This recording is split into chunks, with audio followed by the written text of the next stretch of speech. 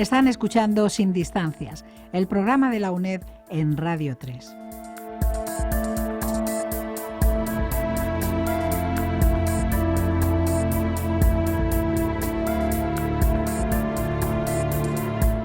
Los juristas clásicos tenían un sentido real y práctico, apegados a la realidad de los ciudadanos de Roma, y con su labor crearon los cimientos de un derecho de valor universal, considerado como modelo por las generaciones posteriores y como muestra un botón. Los derechos reales configurados en el Código Romano han pasado, con pequeños matices y mínimas modificaciones, a nuestro derecho vigente. Hoy en Sin Distancias hablamos de los derechos reales, en su origen, en el derecho romano, y para ello contamos con la catedrática de la UNED, Ana Rosa Martín Minguijón, y la profesora Laura Hostos Palacios. Bienvenidas y gracias por acompañarnos. Gracias. Muchas gracias, Charo. Antes de entrar en materia, de conocer las características de los derechos reales y de la presentación y resolución de un caso práctico sobre servidumbre, uno de los derechos reales sobre cosa ajena, dedicamos unos minutos a presentar y dar unas indicaciones sobre la asignatura de Derecho Romano que sirvan de ayuda a los estudiantes. Y podemos comenzar, profesora Martín, conociendo el objetivo de esta disciplina. Bien, la asignatura de Derecho Romano es una asignatura de formación básica de 6 créditos que se imparte únicamente en el grado de Derecho. Su objetivo principal es proporcionar al estudiante el conocimiento de los conceptos y categorías atemporales creadas por el derecho romano, pero que están todavía vigentes en la actualidad en nuestro ordenamiento jurídico. Constituye, por tanto, de forma indiscutible, una base imprescindible para la formación del jurista. En líneas generales se entiende por derecho romano el derecho que rigió al pueblo romano desde la fundación de la ciudad, desde la fundación de Roma, que se produjo en el año 753 o 754 a.C., y a lo largo de las distintas etapas de su historia hasta la muerte de Justiniano en el año 565 después de Cristo. ¿Cómo se puede preparar esta materia? ¿Nos puede hablar de la metodología y del contenido? Muy bien.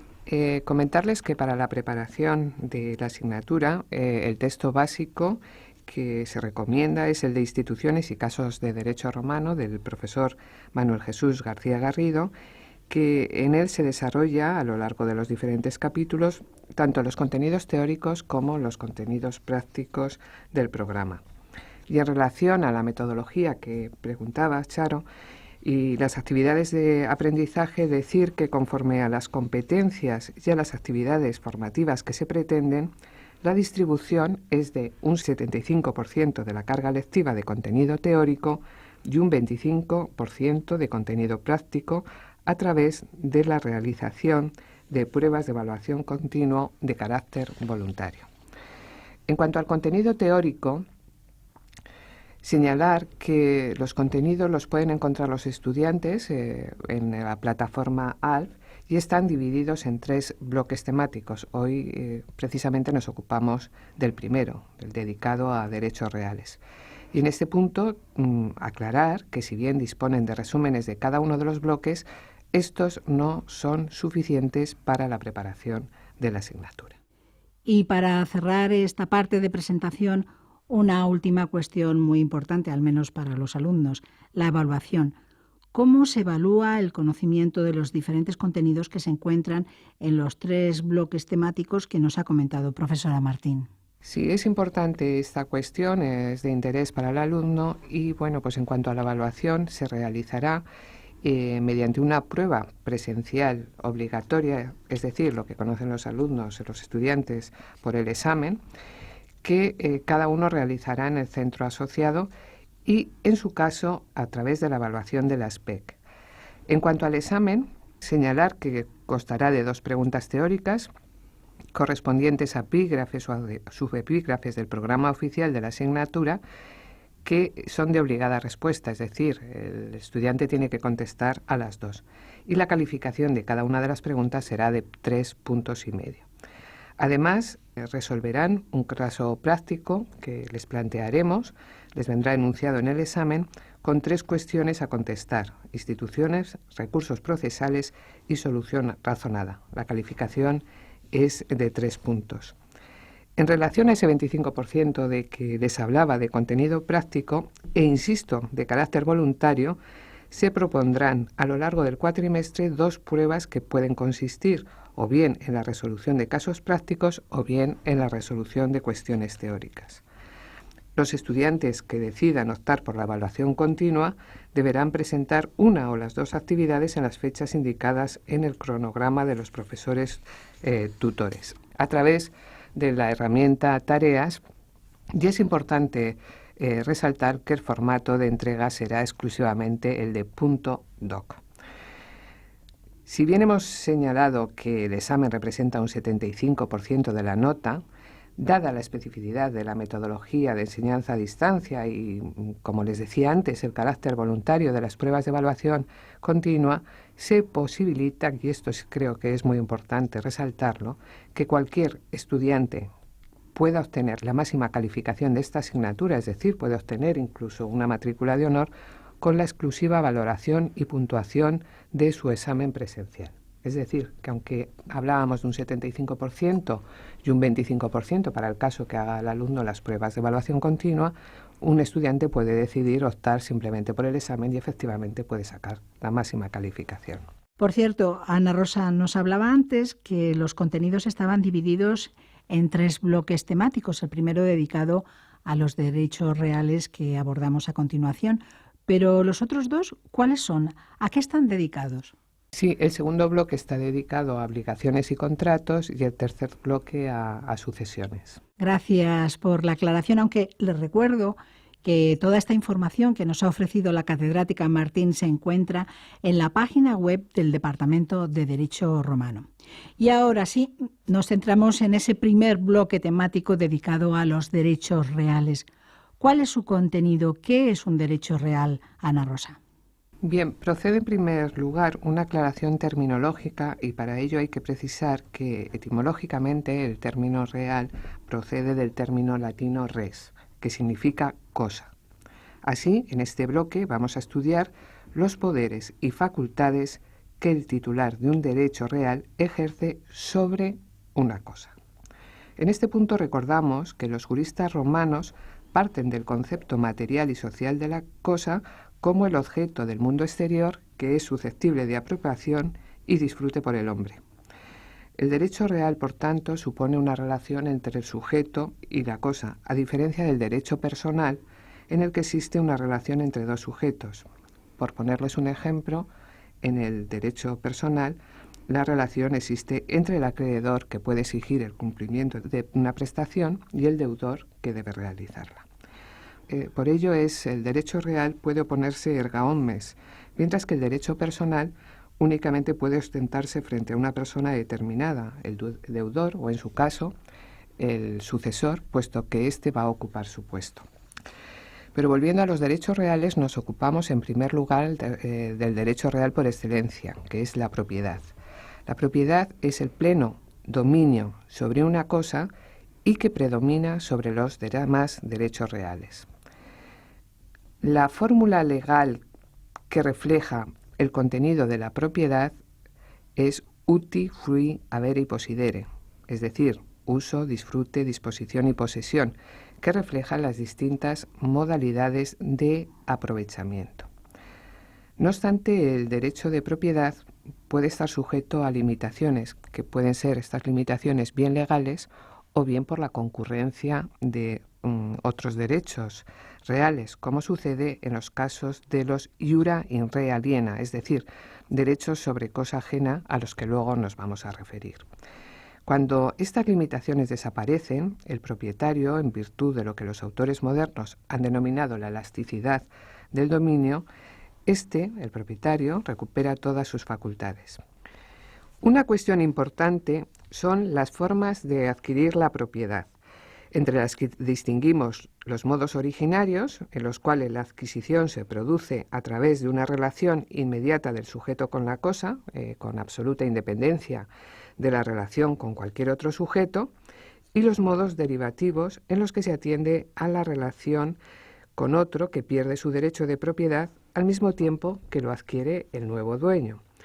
Sin ánimo de exhaustividad por la servidumbre del tiempo, señalamos dentro de los primeros la ocupación, cuyo ejemplo más típico es el de la caza de animales salvajes.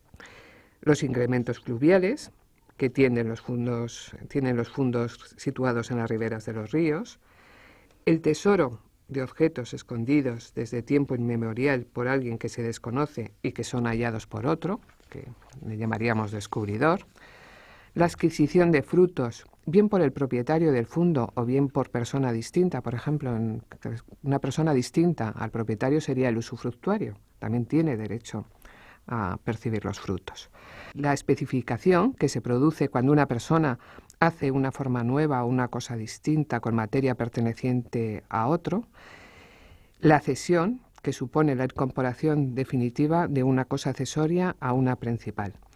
Y entre los modos derivativos comentamos los principales, que son la mancipatio, que era una forma solemne en el que se transmitía la propiedad de las cosas mancipables, es decir, aquellas que tenían mayor relevancia en la primitiva sociedad agraria, y eran los fundos itálicos, esclavos, animales de tiro o carga, y las 4 servidumbres rústicas antiguas. Otro modo también solemne era la inurie quesio, a través de la cual se transmitía igualmente las cosas mancipables, si bien esta forma se realizaba, era menos usual, porque se tenía que realizar en presencia del magistrado. La entrega o traditio, que era suficiente para adquirir la propiedad de las rec nemancipi, que serían todas aquellas cosas que no están incluidas en la categoría que antes les he indicado como cosas mancipables o res mancipi. La usucapión, un modo muy importante de adquirir la propiedad, que es por la posesión durante el tiempo requerido de una cosa. Para bienes muebles sería 1 año, para bienes inmuebles sería de 2 años. Se exigía buena fe y justa causa, y otro modo similar sería la prescripción por largo tiempo. Terminado ya un poco la relación de los modos, de los principales modos de adquirir la propiedad, comentarles que desde época antigua los romanos admitieron la posibilidad de que la titularidad del derecho de propiedad pudiera ser ejercido por varias personas. Así surge la figura del condominio, a cuya situación de comunidad de bienes se llega bien de una forma voluntaria o de una forma incidental. Procede ahora a abordar otra institución también paradigmática como la posesión, que es la situación de hecho del hombre con la cosa. Nos centramos en el concepto de posesión civil, que es la posesión que produce los efectos del derecho civil, es decir, la posesión que convierte al poseedor en propietario en virtud de la usucapión. Es necesaria la existencia de 2 elementos, el corpus, que sería el elemento objetivo, que supone la efectiva tenencia o aprehensión material de la cosa, y el animus, o elemento subjetivo, que es la intención de comportarse como propietario. En cuanto a los medios de defensa de la propiedad, que es importante porque luego van a ustedes a resolver casos prácticos, no podemos hacer aquí una breve exposición, ni siquiera breve, de cada uno de ellos, pero por eso les vamos a señalar los más relevantes. En primer lugar, la reivindicatio, es decir, la vindicación de la res, de la cosa. La reivindicatio es la acción que tutela al propietario civil que no posee contra el poseedor. Es decir, únicamente podrá ejercitar esta acción el propietario. ¿Y cuándo podrá ejercitarla? Cuando ha perdido la posesión de la cosa, de su propiedad, y demandará precisamente al que posee y tiene la protección de los interdictos. Si el demandante vence, es decir, el propietario vence en el juicio reivindicatorio, la cosa deberá restituirse por parte del demandado al propietario con todos sus frutos y accesiones, si bien el poseedor, si es de buena fe, tiene derecho a que el propietario le reembolse los gastos necesarios y útiles que se hubieran producido antes de la litis contestatio. La litis contestatio, por aclararles, es el momento central del proceso y la traducción sería el atestiguamiento del litigio. Es donde las partes van a hacer las declaraciones ante el magistrado. En el supuesto que la cosa hubiere sufrido daños, el poseedor de buena fe solo respondía de los daños causados por su culpa antes nuevamente de la litis contestatio. Y sin embargo el de mala fe responde de los anteriores cuando se producen por su culpa y los posteriores aunque se hubieran producido por caso fortuito. El propietario y el poseedor, en este caso también el poseedor, puede solicitar al pretor la protección de la protección a través de los interdictos. Estos se clasifican en categorías según su finalidad. De retener la posesión para impedir los actos de quien lesiona o turba el ejercicio de la posesión. De recuperar la posesión a favor de aquel que ha sido despojado de ella. Y de adquirir la posesión en cuyos interdictos especiales se incluyen el interdicto quorum bonorum, que era el interdicto a través del cual se podía pedir la posesión de los bienes hereditarios. Finalmente, dentro de la exposición teórica, nos limitaremos a una breve referencia de los derechos reales sobre cosa ajena, los injura in re alien, a que les hablaba al principio, y nos vamos a referir a los dos más importantes, a la servidumbre y el usufructo, a los que podemos dedicar escasos minutos. Los juristas clásicos llaman servidumbres a los servicios permanentes que se constituyen entre dos fundos vecinos por la voluntad de sus propietarios. Fíjense que no es entre dos propietarios distintos, sino entre dos fundos vecinos. Esta institución es también actualmente muy conocida y principalmente en el mundo, en el ámbito rural, porque ¿quién no ha oído hablar de una servidumbre de paso o la de conducir agua? Dentro de las reglas y principios de las servidumbres que se mantienen tal cual eran derecho romano, se mantienen en nuestro Código Civil, destacamos aquella de que la servidumbre no puede consistir en un hacer. En latín sería servitus in faciendo consistere nequit.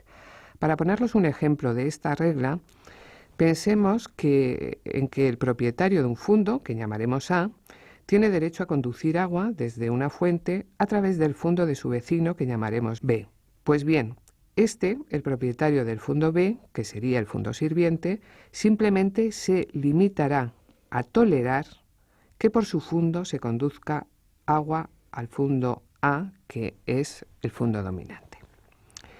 Si el propietario del fundo B se negase a que por su fundo se condujese el agua, el propietario del fundo A podría ejercitar la vindicatio servitutis con objeto de que se restablezca el uso de la servidumbre y se obtenga el resarcimiento de los daños que en su caso se hubieran producido.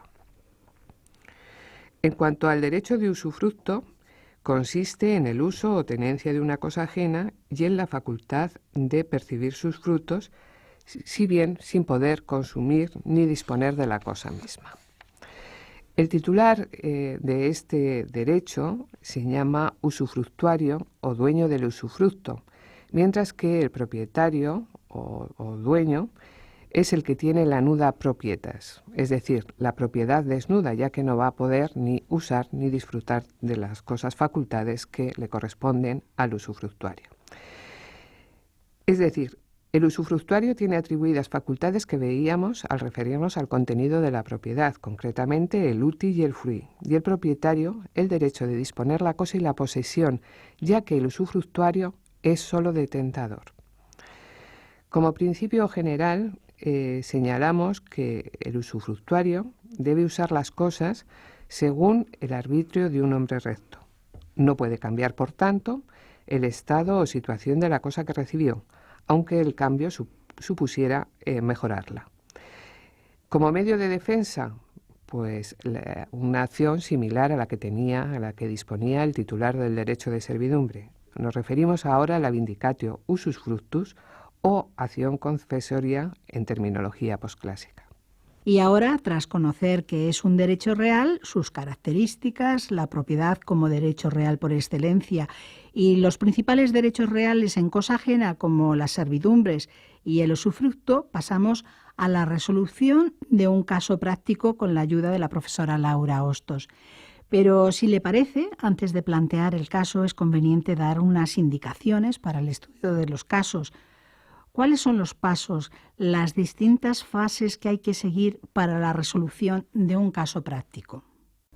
Ante todo, el alumno debe tener en cuenta que lo importante no es encontrar la solución a los problemas que el caso plantea, ya que, por ejemplo, hay supuestos que admiten más de una solución justa, sino el razonamiento. El razonamiento basado en argumentos jurídicos y criterios procesales, y que lleva al jurista a adoptar una determinada decisión. Las distintas fases para el estudio y resolución del caso práctico serían las siguientes. En primer lugar, analizaríamos pormenorizadamente los hechos. En segundo, determinaríamos las personas que intervienen en el caso y la posterior calificación de quiénes entre ellas serán las partes en el proceso. El que ejercita la acción será el actor o demandante, que actuará contra el reo o demandado. En tercer lugar, estudiaremos las reglas, principios e instituciones jurídicas que son aplicables al caso. En cuarto, expondremos las posibles acciones del actor y los medios de defensa del demandado, los cuales ejercita a través de las excepciones. Acciones, excepciones.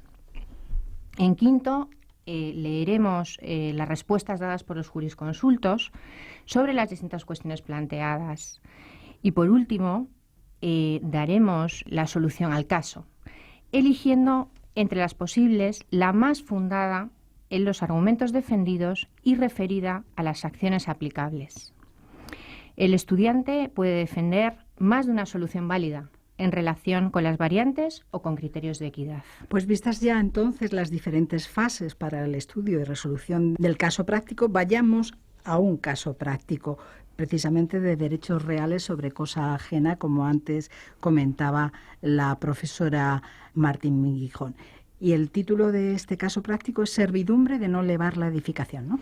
Efectivamente, es un caso práctico, un supuesto de servidumbres, y su enunciado dice: yo, Cayo, tengo una casa que está gravada con la servidumbre de no poder elevar la edificación, a favor de la casa de Lucio Ticio y a favor de la casa de Publio Mevio.